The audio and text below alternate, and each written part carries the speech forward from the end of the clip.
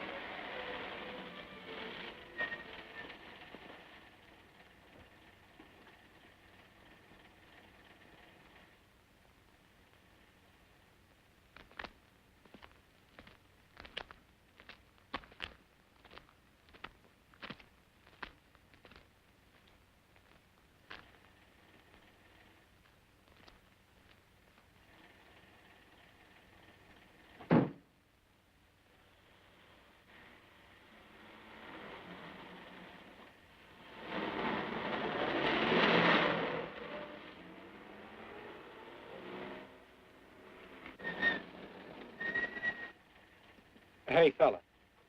Come here. What were you doing back at that radio shop? Just looking. I was on my way home. Live around here? Yeah, a couple blocks down. Let me see some identification. Sure. Yeah, I guess I forgot my wallet. Look, lad, I've got to see some identification. How about my Army discharge? I got it right here.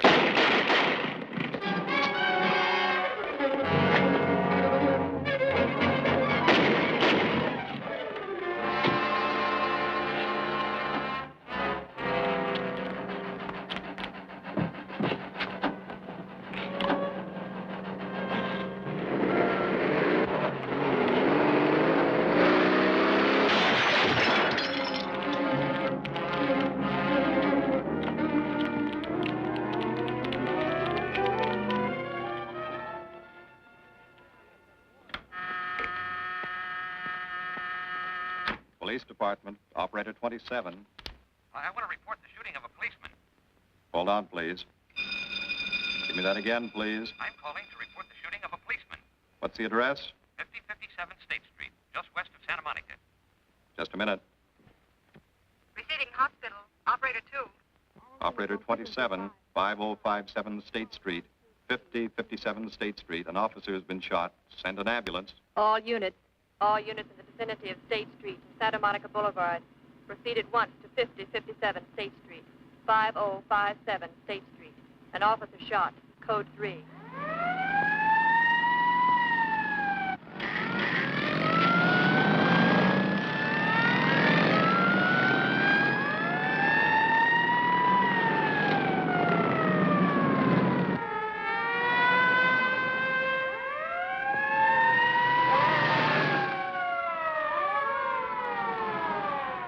To Control 1. Control 1 to 80K. Go ahead. This is Breen. Instruct homicide to throw out a dragnet and pick up all suspicious characters in the area of the shooting. Also notify Sergeants Marty, Brennan, and Chuck Jones to report to me at the scene of the crime. Control 1 to 80K. Roger.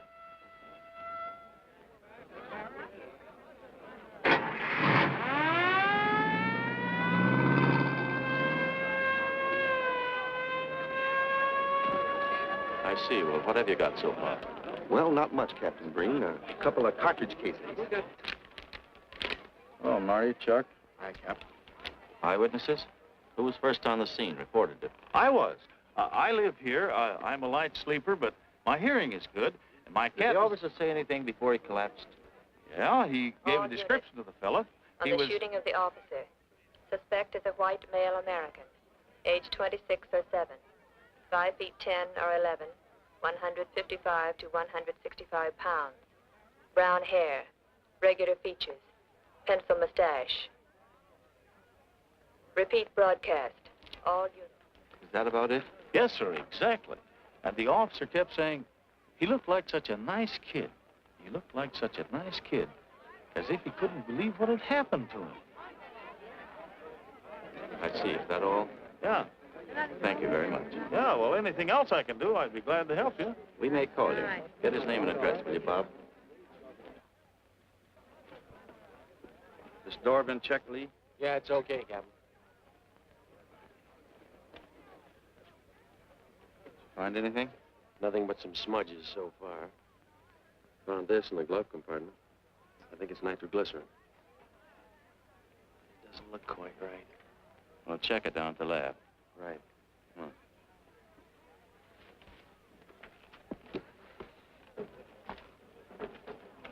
Open this up, Joe. No key, Captain. I'll try it open. Give me that bar, Frank.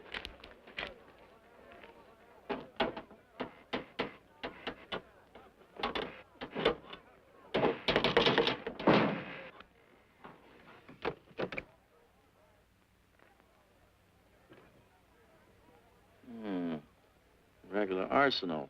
Yeah, get a load of that. What is it? I don't know. It looks like some kind of an electrical device. United States Navy. It's either stolen or war surplus. Send all this stuff down to the lab and check the serial number on that Navy equipment. Yes, sir. Captain Breen. We found these in the weeds over by the radio store. What do you got? A pair of cloth gloves, Captain. Well, he thought of everything, didn't he? All right, give them to one of the technicians. Yes, sir. Marty, you and Chuck come along with me. Let's go downtown and see what they picked up in the dragnet. Right.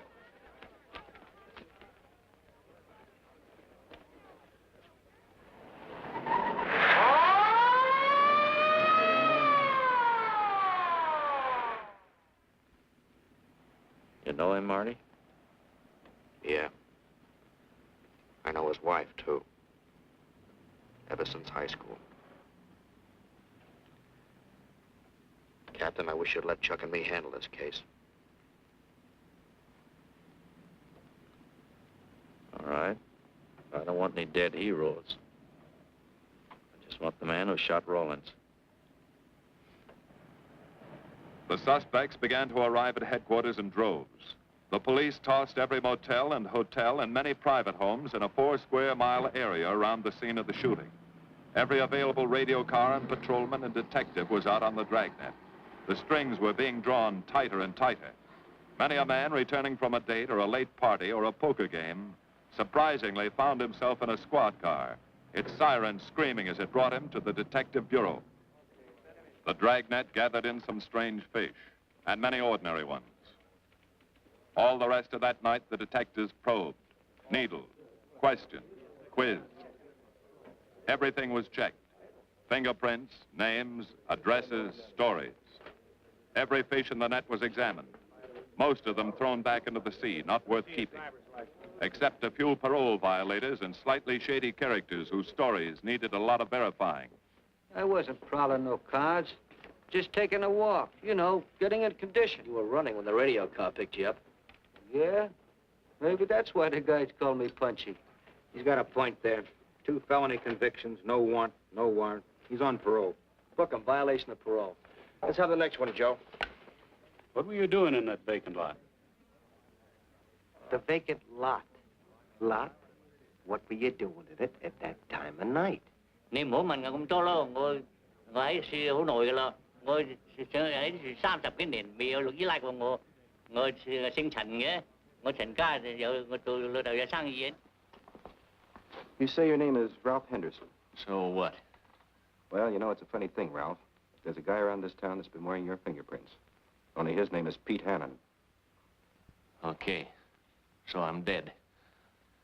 So what's one more confession in my life? Now you're talking, Hannon. Okay, Andy. Hello, Harry. What have we got here? Oh, some robbery suspects. Candidates for San Quentin. Handsome here is the big shot. He runs the outfit. Have a gander at his record. Car theft, escape from reform school, robbery, assault with a deadly weapon. Not bad. Look at the heater we found on him. German Luger, fully loaded. Redhead here tried to carve up one of the arresting officers with this pretty toy. Nice boys. By dawn, many minor wrongdoings had been uncovered, and a few incipient felonies. The checking of the suspects had been thorough, painstaking, and tedious. But all the work was for nothing. The man who had shot Officer Rollins was not among them. He remained no more than a description, a shadow of a man, mysterious, elusive, deadly, hidden away somewhere in the vast city. As for Rollins himself, he couldn't help. He was in a coma at receiving hospital. Mrs. Rollins waited out the long, tense hours while her husband fought to live. Many another officer's wife had so waited. Many another will. The word came shortly after sunup.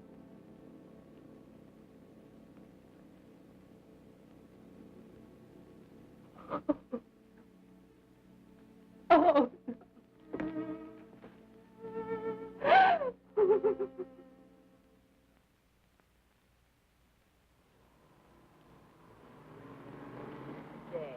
A white male American, 26 or 7, 5 feet 10 or 11, 155 to 165 pounds, brown hair, regular features, pencil mustache. This was no frightened fugitive. What went on in his mind? Why had he set his hand against his fellow men, taken the life of another, of a stranger, of a man who was merely doing his duty? He must have some plan, some goal that called for sudden death to anyone who got in his way.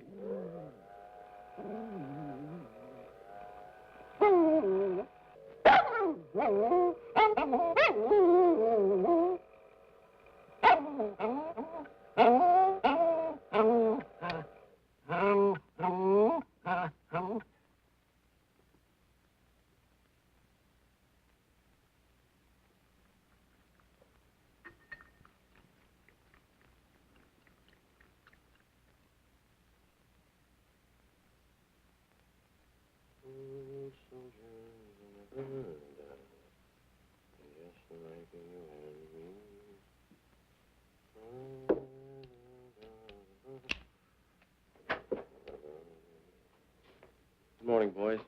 Morning, Lee. Hi, Professor. Well, I thought this was safe cracker soup. You gonna drink it, I hope? I'm really a nice guy. Stick around. I'll prove it.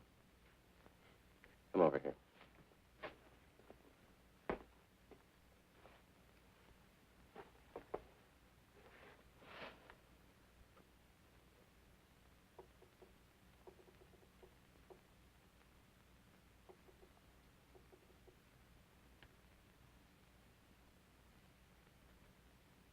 Hold this for me, will you, Chuck? Thank you. Now, if you'll hand me that hammer, Marty. Thank you.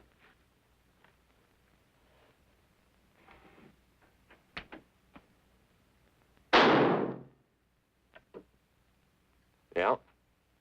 Nitroglycerin. I didn't ask for a collection of fingers, just fingerprints. All those nice fingerprints on the car belong to the man it was stolen from, Cap. Nothing on the guns or picklocks? Not even an interesting smudge. The gloves? Common type, worn by undertakers. I'll check on them. They won't show anything. What did your scientific test show? A couple of little things.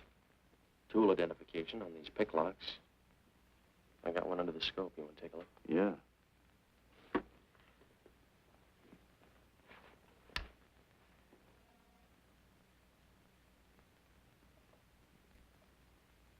Take a look. I see. Well, it seems to tie the tool up with the lock. Now, if that microscope could only tell us who did it. I'm working on that. No, only an amateur would carry that liquid dynamite in a car. This boy's no amateur. Took the precaution of desensitizing it so it'll take normal shock. Took a lot of other precautions, too. No fingerprints, no identification, nothing definite. Except his scientific. Knows electricity. Is inventive. Yeah. I'm happy on the trigger. This is Captain Breen. Get me Captain Stevens a burglary, will you? I hate to disappoint you, Lee, but I think you've come up with something. Hello, Steve. How are you? Did your daughter's marriage come off all right? Good. Look, Steve, on those burglaries of electrical equipment lately, were there any where picklocks were used to gain entry? Good. Well, let me know if there's another report of one, will you? I've got an idea the Rawlins killer may be tied in with those. Fine. And give my regards to the newlyweds, too. So long, Steve. Well, what are you waiting for? You've got a job, haven't you? Get going. Yeah, let's go, Junior.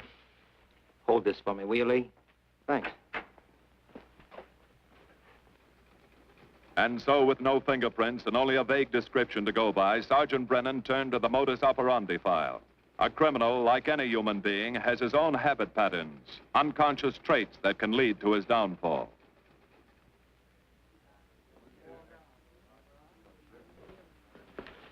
Well, there you are, Junior. List of burglars who use picklocks for entry. Oh, great. This narrows it down to just a couple of hundred suspects in this area. Give me a match, will you? That may not be so bad.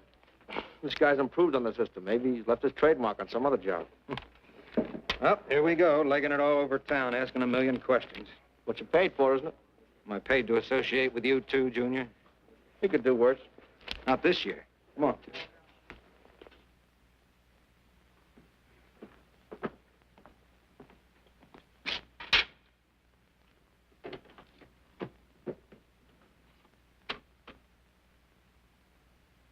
Car 12, car 12, in the 10,000 block on Mississippi. A 394-15 disturbance.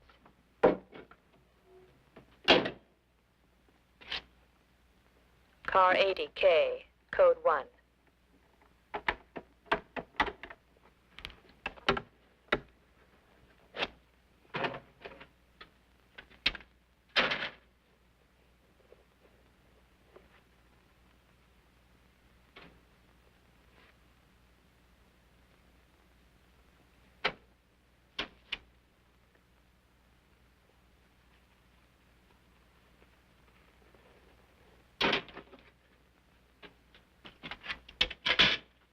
All units, on the broadcast of the suspect arrested in the shooting of Patrolman Rawlins. Cancel the cancellation. Suspect released from custody.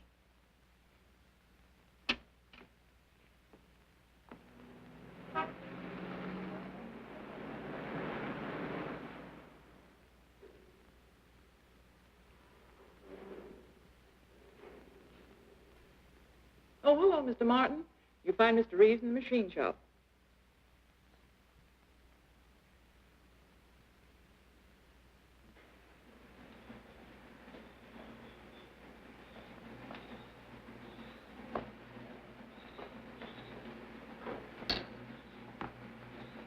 Hello, Roy. Glad to see you.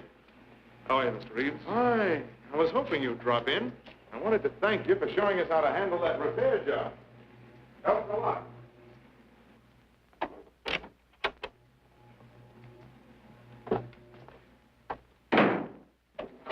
Oh, what have we got this time?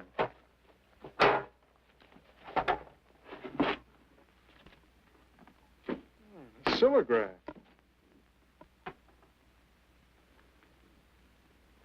Well, there are plenty of these around, Roy. Not like this one. Yes, I see. I suppose, as usual, you've added your own improvements. You know, it seems wrong that a man of your talents should bother consigning equipment for rental. I'd like to see you devote yourself entirely to experimental electronics. It'll come one day. I'll have a place like this. Well, why wait? I've got a pretty good setup here. You'd have modern equipment to work with, a lab, and my confidence. Thanks, Mr. Reeves. I have other plans. But, Roy, you can't tell where it'll lead. Might even work your way around to a percentage of the business. I like it this way. You just rent out my equipment. All right. All right. But if you should change your mind... I'm not likely to change my mind.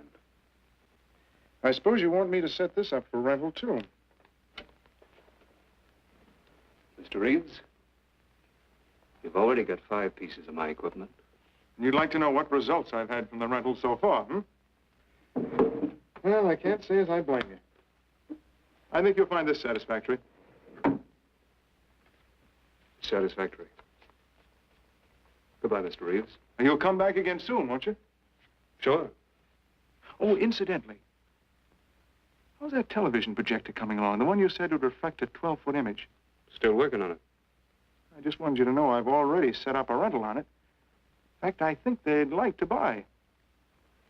It'll come pretty high. Oh, money's no consideration with this customer.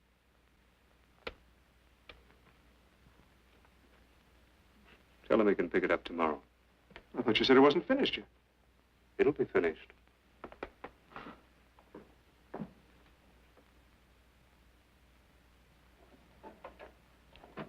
It uses an image fixer and then projects by ordinary incandescence. Roy, this is the best television projector I've ever seen. Let's hope that your customer thinks so. He will. Yes? Send him right in, Charlotte. There, you see, our customer is here, begging for the privilege of buying. Better be running along. I'm not much good at business. Oh, but Roy, he'll want to congratulate you. Just see that the price is right. All right, Roy. I'll get you a good deal. So long. See you.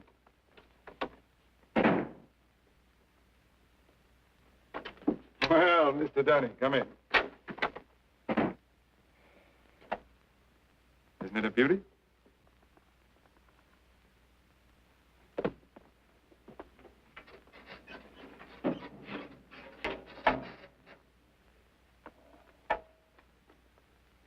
It's a beauty, all right.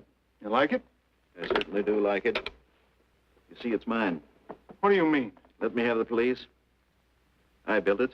Spent years on it. Oh, you must be crazy. Roy built this machine himself. Your friend's a crook, Paul. You've been taken in. Hello? Give me the burglary detail. Dear Jim, regarding your inquiry on a .38 caliber Smith & Wesson revolver, serial... Oh, come in, boys.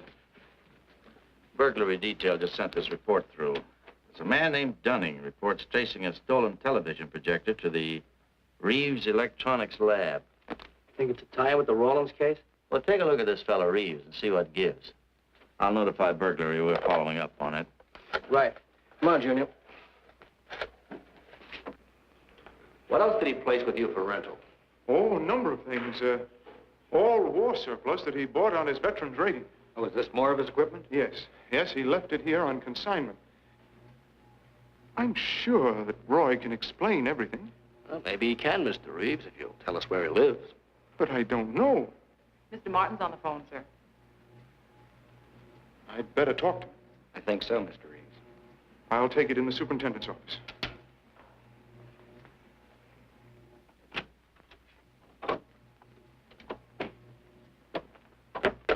Tell him that you sold the set, and his money's waiting for him here. Find out what time he's coming by.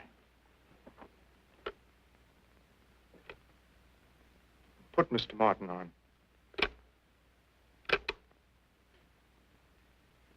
Hello, Roy?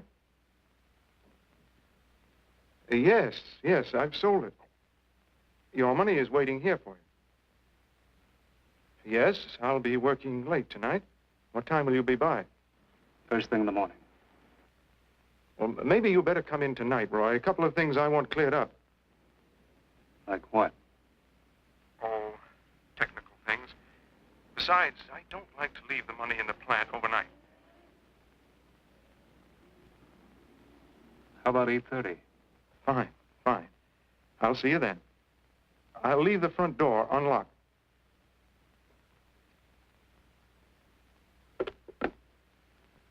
You'll be here at 8:30.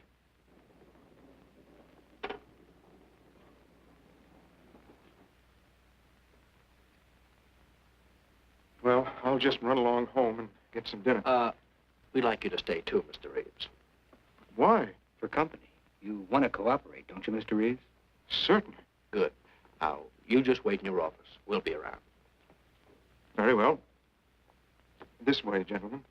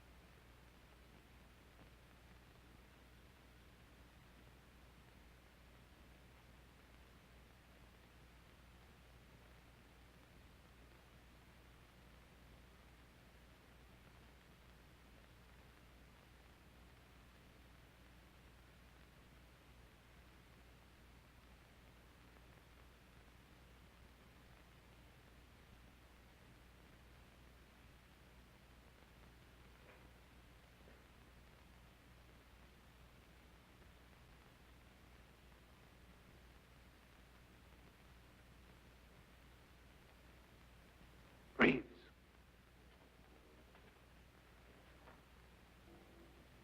that you, Roy?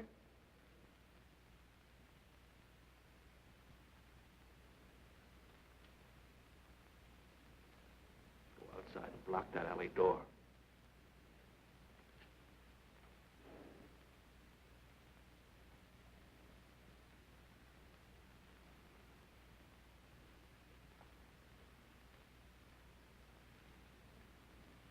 Where are you, Roy?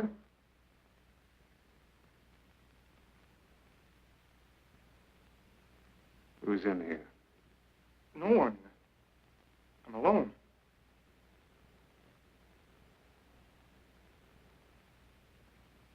Come on in. I've got your money for you. Bring it out here. All right. Just a minute.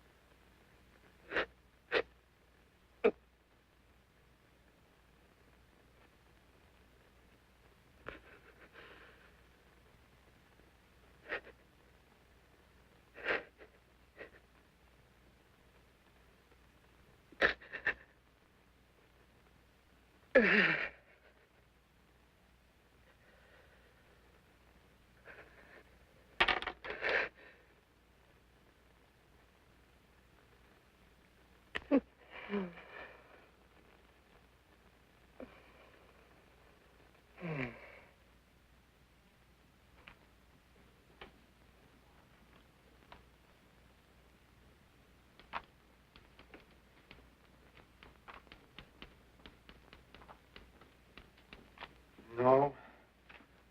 None of them even looks like Roy Martin. He had such a fine face. Didn't keep you from carrying a gun. Or didn't you know that? No, I didn't. I've told you all I know, all he ever told me. What about his friends? Didn't he have a girl? No, I don't think so. He had no interest in anything but electronics. Where'd he pick up the subject? Books, magazines. Mostly from the Signal Corps. He was attached to a radar unit. Get a teletype off to the War Department. That might help. Yes? Ready on your call to receiving hospital, Captain Breen. Hello, this is Captain Breen. What is the latest report on Sergeant Jones?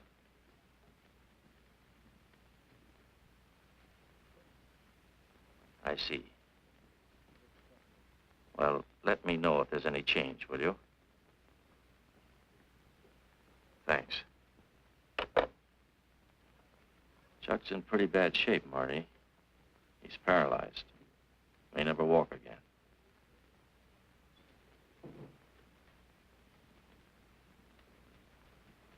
Oh, I'm sorry.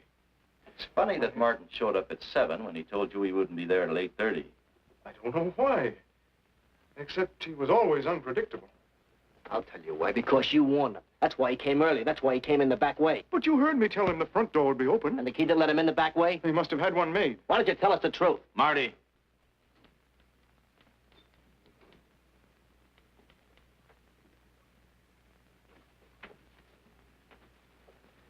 Now, look, Paul. You can make it a lot easier for us to believe your story if you'll just give us some facts. Something that might help us. I've told you all I know. I've been gullible, all right, letting him make a fool of me. But I'd do anything to make up for what he did to Detective Jones. Sure you would. You can go now. Oh, thanks. Thanks. My friends, they can vouch for my character. That's good. We'll call you if we need you. Thank you very much. I think he's telling the truth, Marty. I think he's just gullible, like he said.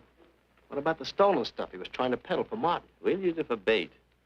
Maybe Martin will come back for it. Then we can ask him. Here. Nevertheless, I want a 24-hour tail put on Reeves, and I want a watch on his home and his factory. Right. You can keep those. Okay, Captain.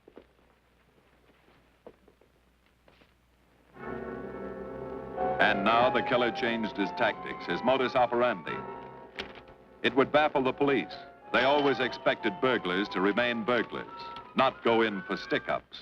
They'd never tie this up with him. So wearing a variety of disguises, coming and going like a shadow, ready to kill if cornered, he struck the bottle stores in a one-man blitz that had the robbery detail dizzy.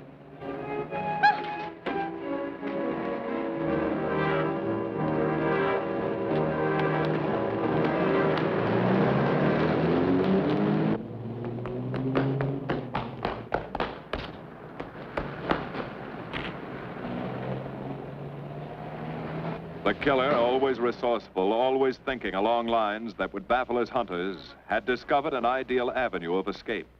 Under Los Angeles is a vast and intricate system of huge storm drains built to siphon off the flash floods of the rainy season. Many of the tunnels are large enough for 2 cars to drive abreast. Here were 700 miles of hidden highways, ideal for the use of someone who needed to hurry from place to place without being seen. Ideal as a hiding place for guns and supplies in case of emergency. What is it, Lee? Well, the reason I asked you to come over is I think I've hit on something. An identification? No, not quite, but a tie-up. Now, These are the shells from the gun that killed Rawlins. These were fired in the liquor store holdup in which the bandit got away. And these were fired at Chuck. Now, as you know, every ejector, even in guns of the same model and caliber, is different. Each one leaves its own markings on the cartridge casing.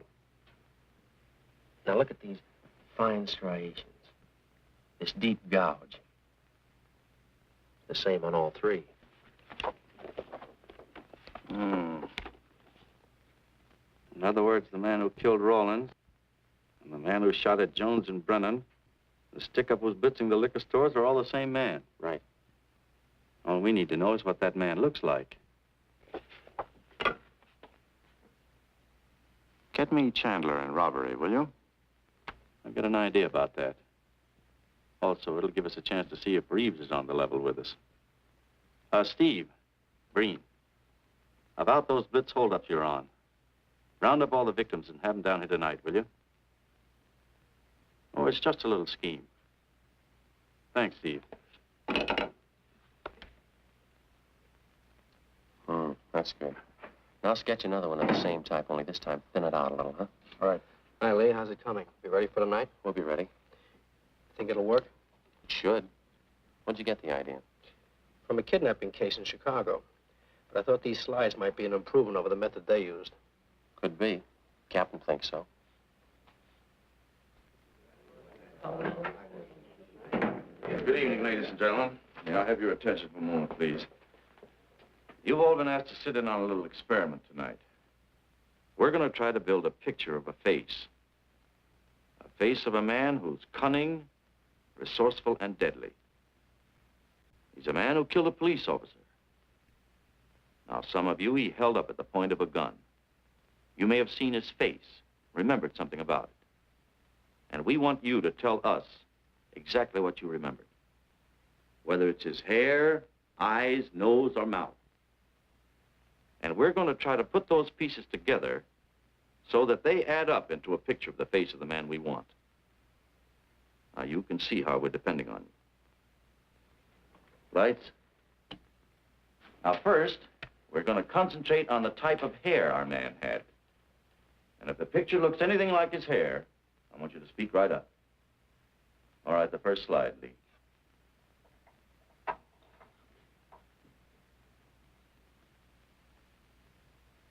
His hair had waves in it, well-groomed.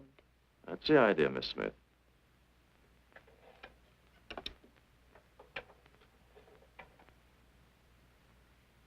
Is that any closer? No, it was parted on the side.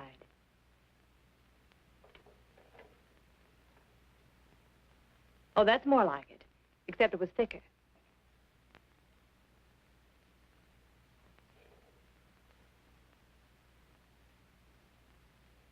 Oh, that's very close. Yes, that's the way his forehead looked. It was broad and high. All right, hold that slide. On the next series of slides, we'll take into account his eyes.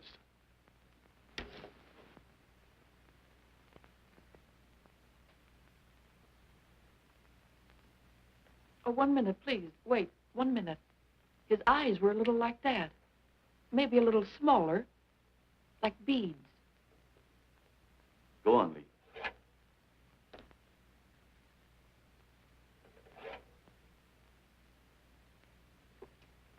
Now you've got it. Now, hold that slide, Lee. Anyone else? That looks like him, only a little madder. He had a patch over one eye when he come into my place of business. I remember noticing that the one showing was blue. Well, the guy that stuck me up had on horn-rimmed glasses. He was wearing a Band-Aid across his nose when he knocked me over.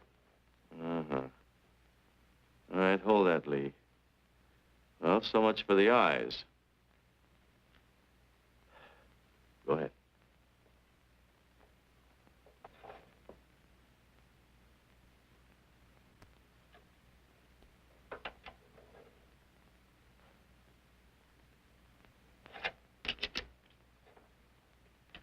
Señor Capitán. Yes, Miss Montalvo? Ay, ¿cómo se dice en inglés? A sus órdenes, señorita. Ah, qué bien. En este bandido, la nariz fue chata, como aquella, pero un poco más chata y más ancha. Like that, Captain, but more snubbed, wider. Try another one, Lee. Como aquella. Casi la misma. She says that's about it. Thank you very much, Miss Montalvo. Get Reeves. Any more comments? That's pretty close, all right. Pretty close. Perfect. All right, now we'll start on the mouth and chin. The next series, Lee. I think his lower lip stuck out more. The mouth was thin and mean, like it never laughed.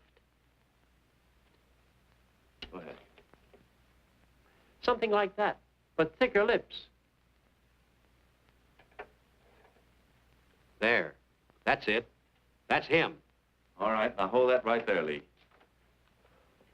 Oh, come in, Mr. Reeves.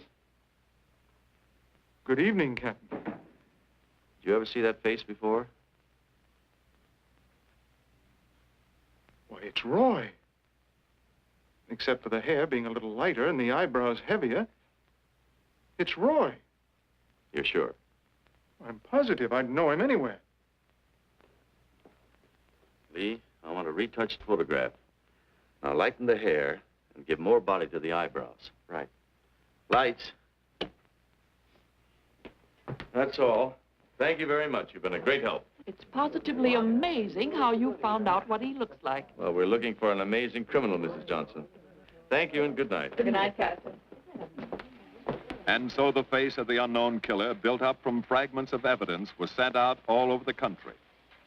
To chiefs of police, to sheriffs, to county constables and county jailers, to the wardens of prisons, to all postmasters and postal inspectors, to the agents of the Treasury Department, to the FBI. They showed that picture to the inmates of jails and prisons, to men with a wide acquaintance among the cat burglars and the violence boys. Informers and conmen and sharpshooters were quizzed, those on the fringe of crime and those deep in the rackets. Many wanted to help. Nobody could. No one in the underworld recognized that mysterious face. He was as unknown as if he had lived in the 16th century.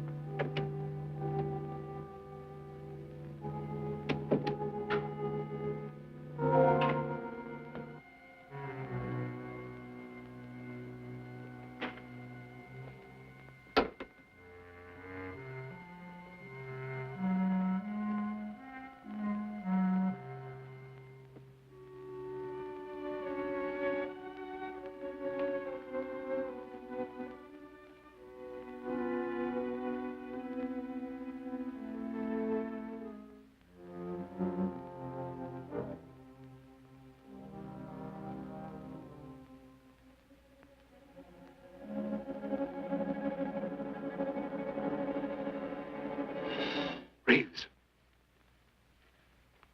Roy. Listen carefully, Reeves. Control yourself. I know you're alone in the house. Act like you're alone. Cops are watching every move you make. The police here? They got you staked out like a muskrat hide, watching you around the clock. Here at your plant, tailing your car. Sit in that chair.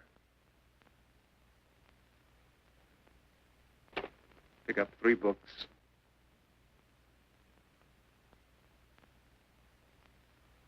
Don't look up and don't answer me. All right. But glance at the books.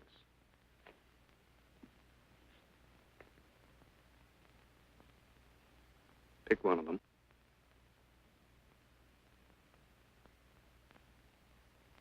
K. Now, that's the book you want to read before you go to bed. Now, get up and turn off the lamp.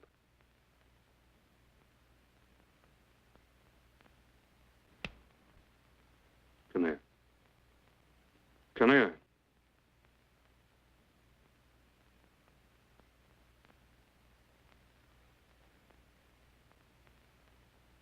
Go in the den.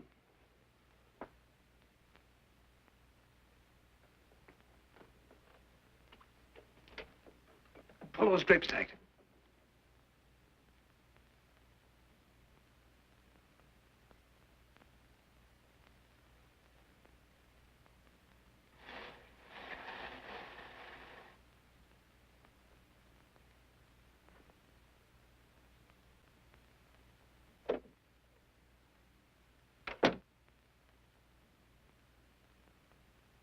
Now get away from him.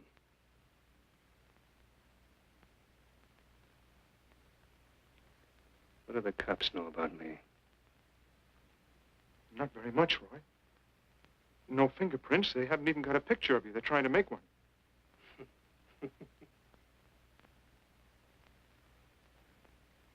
How much cash you got in the house? None. I never keep any cash in the house. It isn't good business. I suppose you think it was good business letting me walk into that trap. No, Roy, no. Don't do anything you'll regret. Now, listen to me. It isn't too late. Give yourself up. Come to your senses before you kill someone else.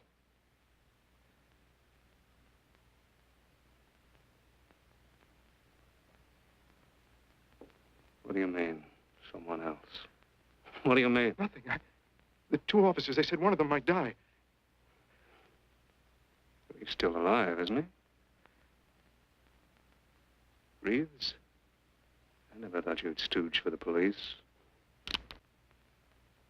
You almost got me killed. Roy, you know the police are right outside. You'd never get away with it.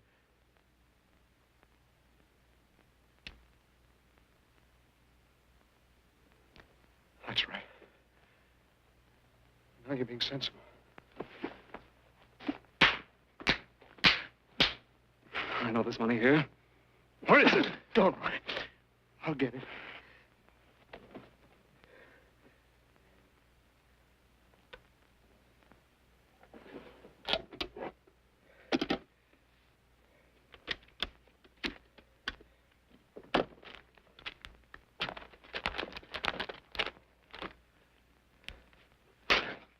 It's not enough.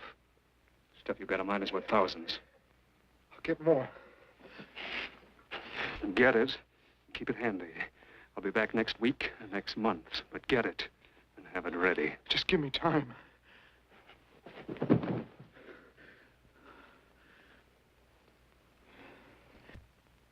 Oh! Look, I don't want policemen outside my house following me around. That's what made Roy suspicious. I'm leaving in the morning.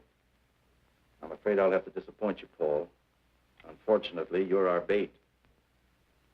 I won't do it. I've done enough. Look, no one's done enough until we find this killer. I asked you to keep a sharp lookout on this house, Marty. I did. Two of the best undercover men in the department were assigned here. That didn't keep Martin from getting in. What's the matter? You tired?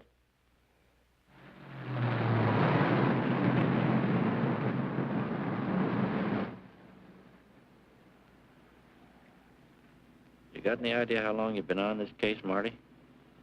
Months. Long enough to have come up with something by this time. You know any more about the Rawlins killer than you knew the first week? Yeah. He's about the toughest nut I've ever had to crack. That's what I told the chief when he called me in this afternoon, wanted to know why the case hadn't been broken. Look, Captain. Rawlins was a friend of mine. So's Chuck. I've got a bigger stake in this than the chief knows. I'm doing everything I can. Well, I'm afraid it's not enough, Marty. Maybe you're too close to it to see it clearly. Maybe it needs a fresh team, a new viewpoint. I think you better take a couple of weeks off, Marty. Starting tomorrow. Anything you say, Captain.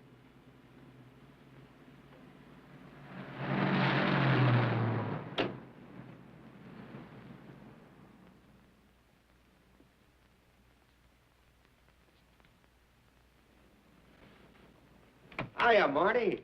Hi, Chuck. Meet Miss Scanlon, my new bodyguard. He's the one I've been telling you about. Oh, you mean the one with the steel trap brain? How do you do? Hello. Say, this guy been behaving? After a fashion. See, she takes me out in my go-kart, puts me to bed, wakes me up, dresses me. You're perfectly capable of dressing yourself now, Mr. Jones. I'll be back in a few minutes. Well, how's it been going, Junior? Oh, pretty good, Chuck, pretty good. Is that why you're off the case? How'd you know? Breen was in to see me this morning. Oh. Suppose he also told you they put a new team on the case. He told me everything. Yeah. Let's see what his new boys dig up. Well, maybe they'll examine the facts of the case a little more carefully. What facts? That our man's sharp? That he's intelligent and works alone? That he has no record, never leaves a fingerprint, and knows every move we make? Sure, plenty of facts, only they add up to nothing. Sure, forget it. You got yourself a 10-day vacation. Go on down to the beach, get a suntan. By the time you get back, the case will be broken. Isn't that what you want? You know better than that. All I know is what I hear. You sit there batting your gums about how the old man let you down. Maybe he's trying to wake you up. He's got a funny way of showing it. There you go, flying off the handle. Always taking things for granted. I wish I could get up and boot some sense into you. He knew what this case meant to me. He still does. That's why he's trying to get you mad enough to do something about it. You don't really figure that's his idea, do you? I know it is. Ah, it's a tough case, Chuck. Not an angle, nothing to go on. You'd know what I meant if you were out working with me. I have been working with you. That's all I've had to do lately, just sit around studying what little facts we have, trying to figure out who he might be. You know the kind of a guy we're up against, then. I tell you, Chuck, this guy's a genius the way he operates. As if he were right there with us every time we go out after a lead. Oh, sure. Breen's been tipping him off just to make you look bad. Yeah, almost like that. Boy, he beats us to the punch every time. There's your angle. You just hit it on the head, but you don't see it. Look, start adding. 1, he's unknown to the underworld. 2, he beats you to the punch, right? And 3, it's almost as if he were with you. Isn't that what you said? Yeah? Well, tie that up with a lot of other little things, like the fact that he uses a police gun and the accuracy of his shooting. Anybody could buy a police gun, and the Army could have taught him how to shoot. Yeah, but who taught him how the police operate? Oh, I know what you're driving at, Chuck. But a cop. Those things happen.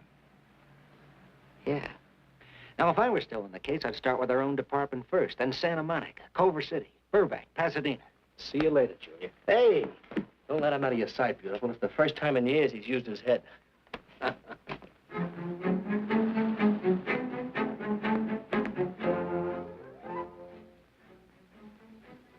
But you get a print of every mug we take. We always send L.A. a copy, Sergeant. It's personnel photos I want. You mean of our boys? That's Roland's killer, isn't it? That's right. You've checked your own department. We did that first.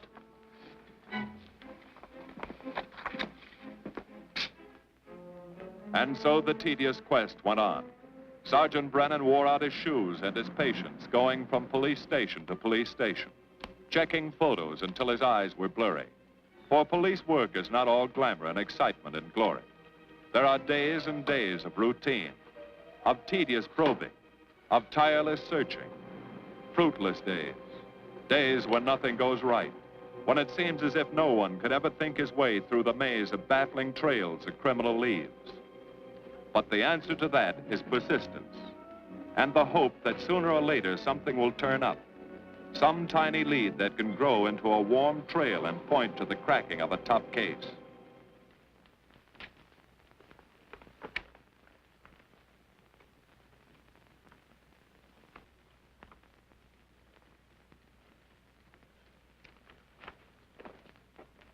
Well, that does it, boys.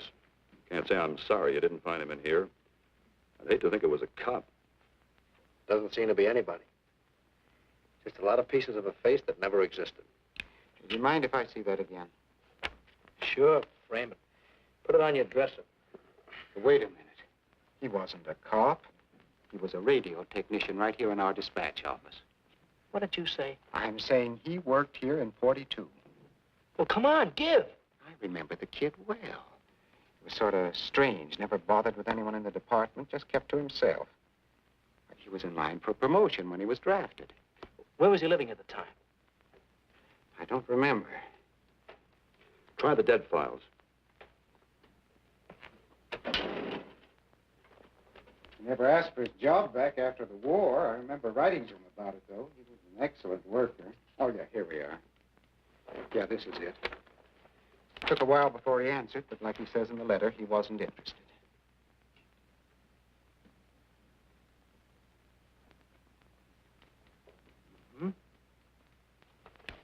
Postmarked Hollywood. No return address. What do you want us to do? All the work? Oh, thanks a lot, Freddie. Remember, he was a civilian employee.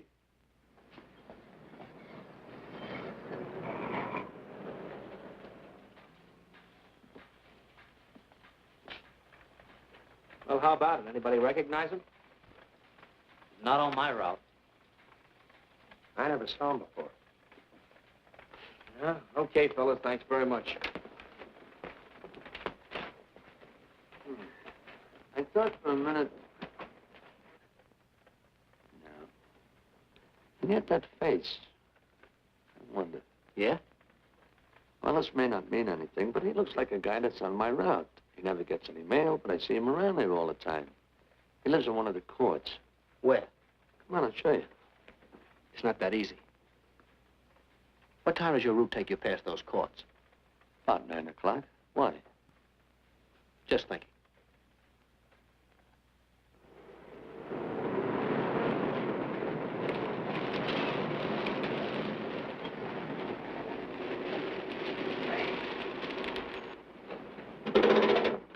You got any chocolate milk?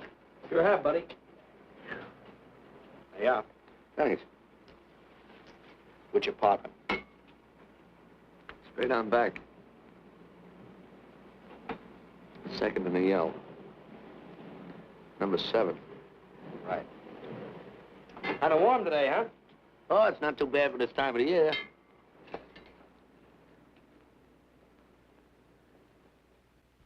Good morning. Morning. You're new in the route, aren't you? We had a substitute. What happened to the other fellow? Sick. Oh, what's the matter with him? I don't know. I catch everything. Hear about it on the radio, and next morning I got it. Too bad. You aren't very social. The regular fellow always stops and talks to you. Sorry, lady, I'm a little late this morning. I was hoping maybe you could help me. There's something very funny going on in this court. Yeah? I was scared to go to the police with it. I thought maybe I might be poisoned. What? Yeah. By the manager. She's a witch. She's a what? A witch. She puts poison in my milk. Oh, I see. Look, you switch the bottles when she isn't looking, see? Drink her milk. Then you'll be safe, right?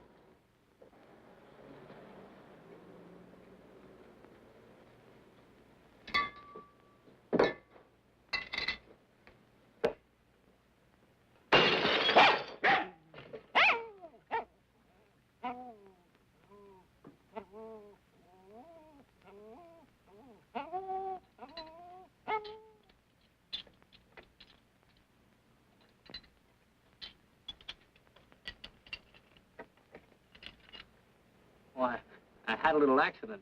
Got a mop, I'll clean it up. Leave it be. I'll clean it up myself. Okay, mister.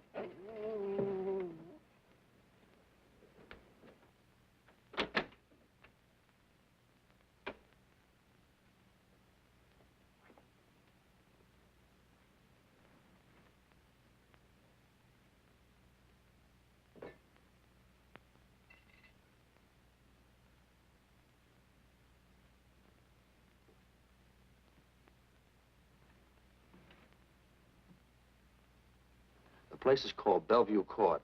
I drew this from memory, but it's pretty close. That's where he's hiding out, right there. You sure he's our man, Marty? Captain, I couldn't go wrong on that face. He's our man.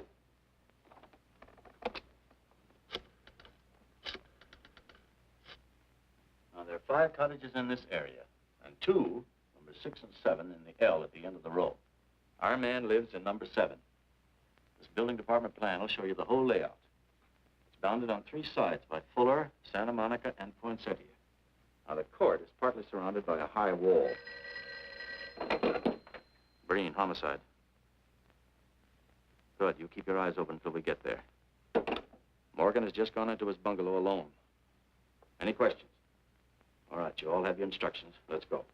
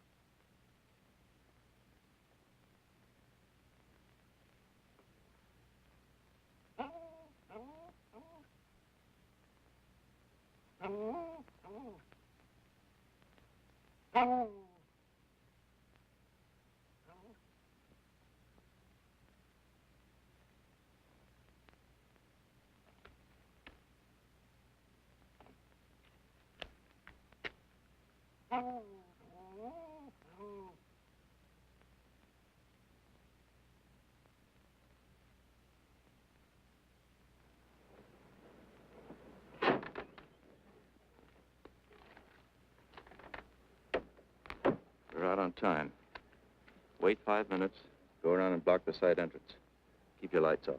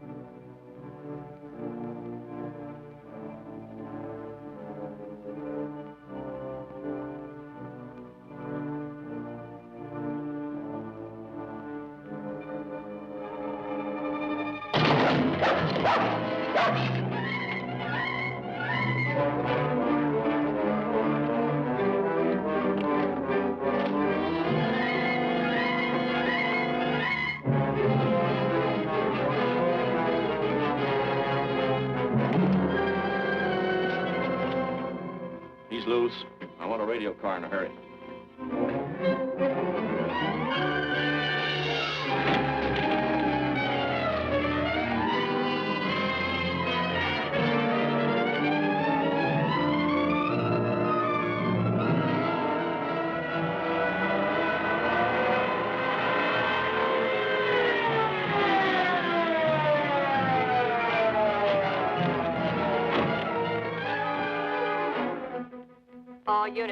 All units in the vicinity of Santa Monica and Fuller. The murder suspect in the Rawlins killing is at large.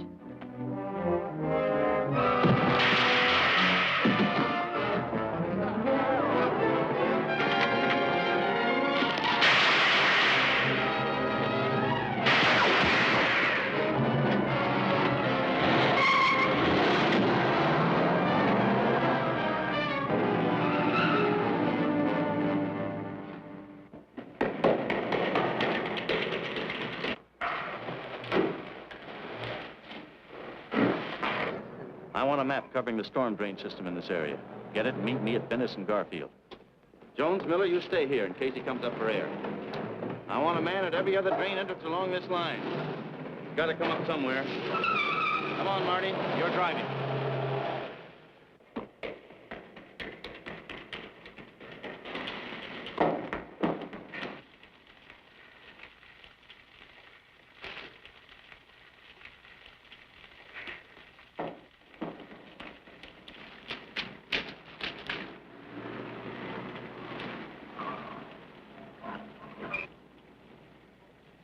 Keep this drain covered.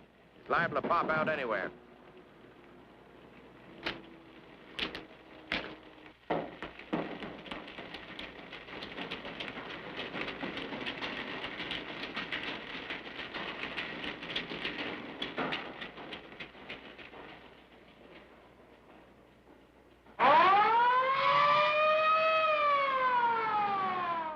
Why Venice and Garfield, Captain? It's the main intersection of the system. We can head him off that way.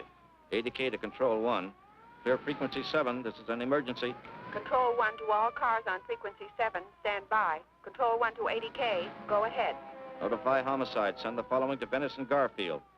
4 squads, battle lanterns, gas mask, tear gas. Urgent. This is a code 3. Control 1 to ADK. Roger.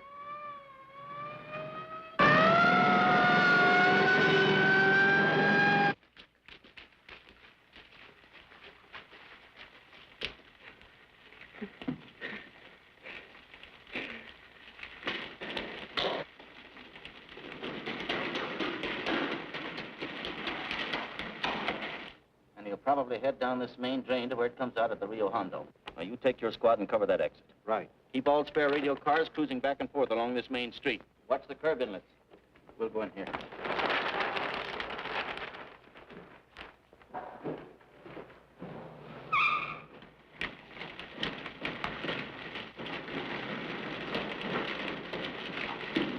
Any sign of him? No. And we've searched every foot between here and the Rio Hondo outlet. Then he must be up ahead. Let's go.